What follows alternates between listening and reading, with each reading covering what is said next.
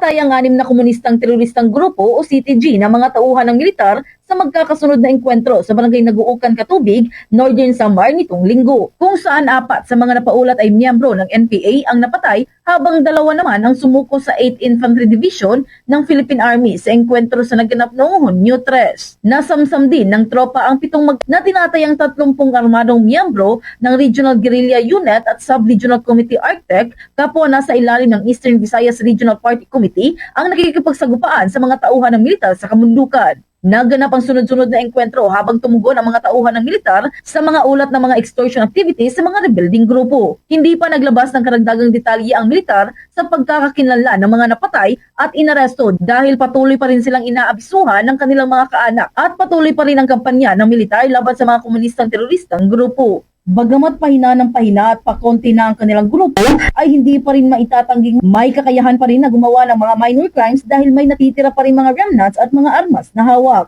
Yung nangyaring encounter sa Katubig, Northern Samar is a series of encounters. We do not deny the fact na meron pa rin silang capability to conduct mga minor atrocities. Pero yun nga, meron pa silang ilang remnants na natitira. At the same time, may mga armas pa rin ito.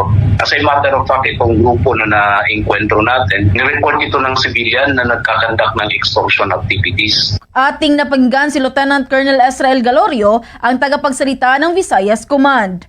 Mula rito sa lungsod Lawigan ng Cebu, Bombo Jonah Cañati para sa #1 and most trusted radio network in the country, Bombo Radio Philippines. Basta Radio, Bombo!